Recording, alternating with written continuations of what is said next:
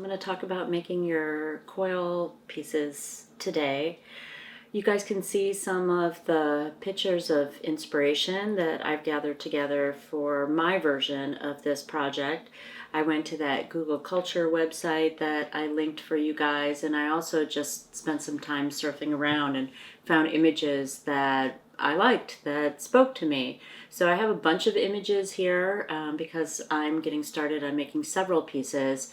If you guys could have at least 2 or 3 images of inspiration for you getting started, I think that would be great. From my images of inspiration, I'm going to draw out a picture of what I want my piece to look like. Here's some of the ones that I drew out from my images of inspiration. So I started with those inspiration shots, and from there I made these profile outline drawings of what I want my piece to look like. So I want to show you guys how to go about making these drawings. You can use any kind of paper that you have on hand, and I'm going to start with a really light pencil line. Just do some sketching on here, starting really light, kind of free-handing it to start with. I'm going to focus on the outline, the silhouette, the profile of the piece that I want to make. I want you guys to know that it's perfectly okay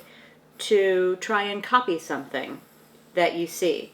You don't have to reinvent the wheel. If there's a great image that you absolutely love, feel free to go ahead and try and copy it. Maybe you want to take your inspiration pieces, though, and try and meld 2 or 3 of them together to make something that's more unique to your sensibility. I'm really enjoying these curve lines and kind of the repetition of the curve, so I'm trying to bring that into what I make. I'm also thinking about the proportions that are within my piece. So when we use the word proportion, that refers to the relative size of different parts within the whole piece.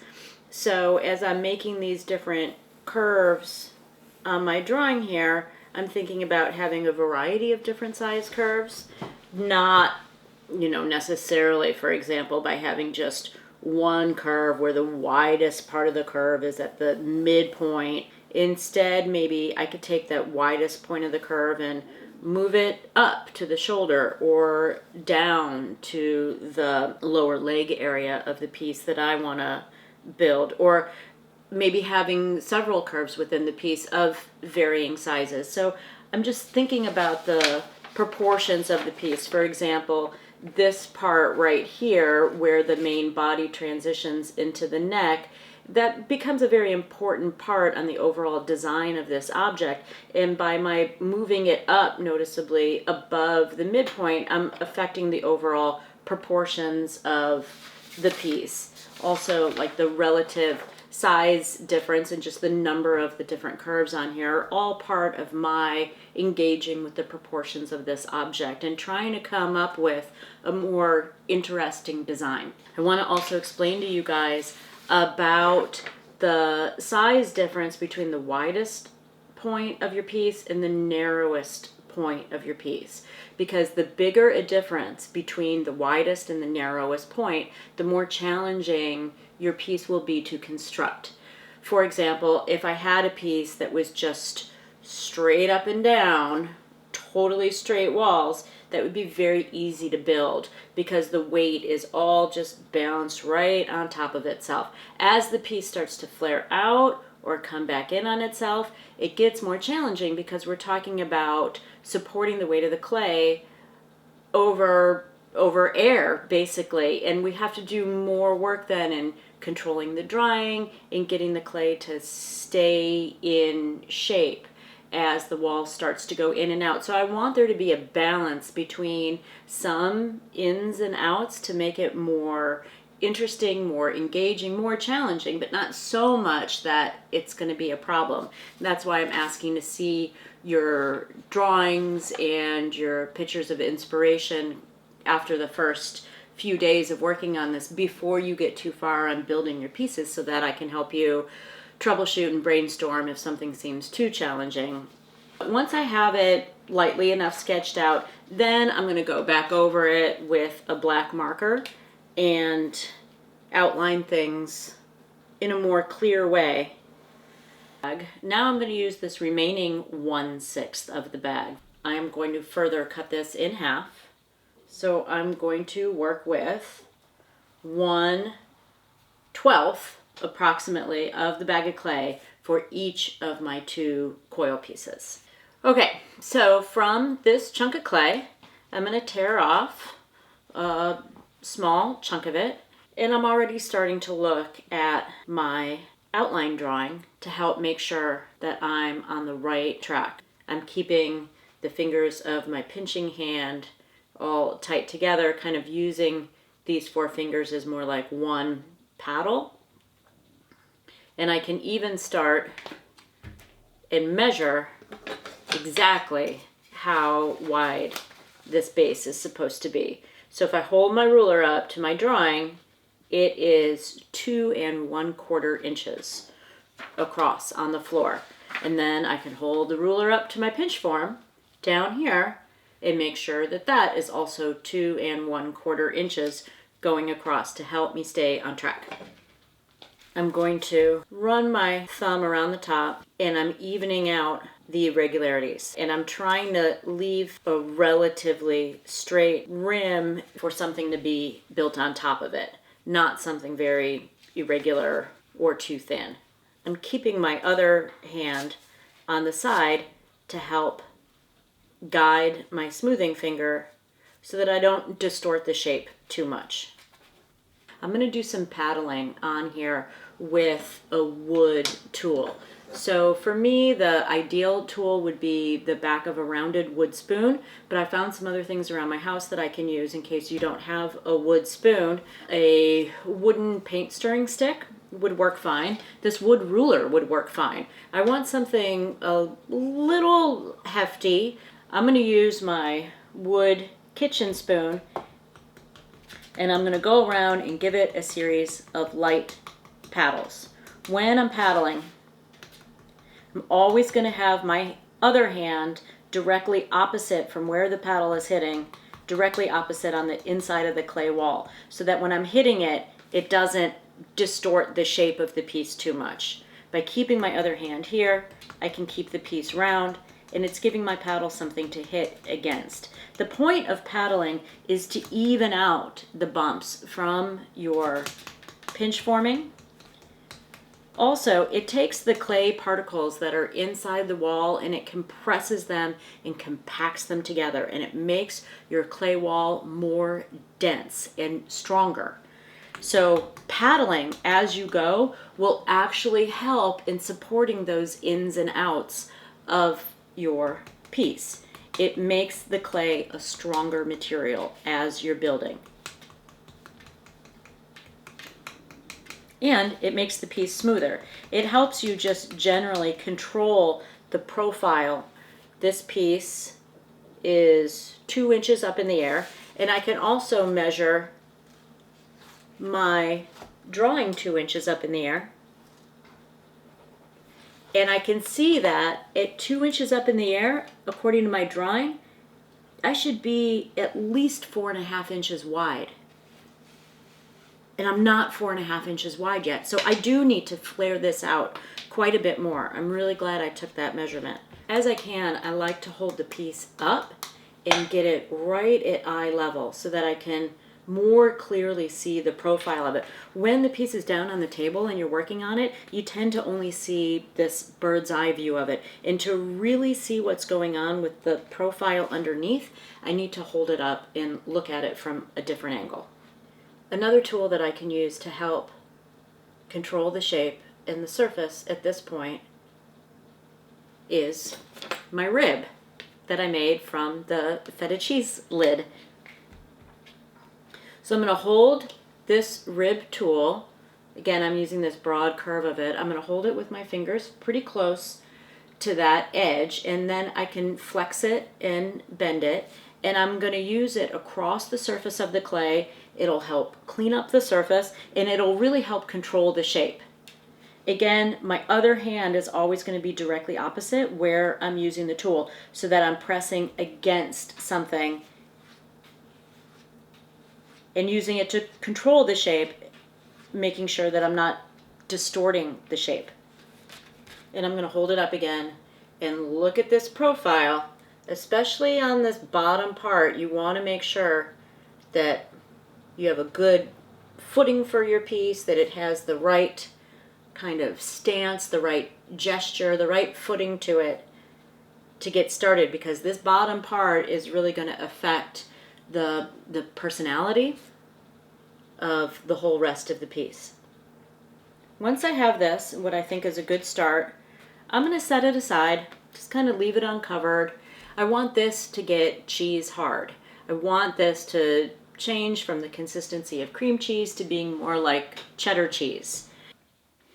Okay, so here's another coil piece that I'm starting on, a different one that I've let get cheese hard for several hours, just left uncovered, and it's quite firm now. Before I add on top of this, I want to make sure that the bottom is finished, because as I keep adding on and adding on, it's going to be much more difficult to deal with the bottom. So I'm going to give it a couple of firm whacks on the table, and I really want to clean up where the floor transitions up and becomes the wall, and make sure that all of that is finished exactly how I want it. So I'm going to do some smoothing down here just with my fingers and thumb across the clay, and since it's stiff, I'm going to start to dip my fingers in water. That'll help me move the material around.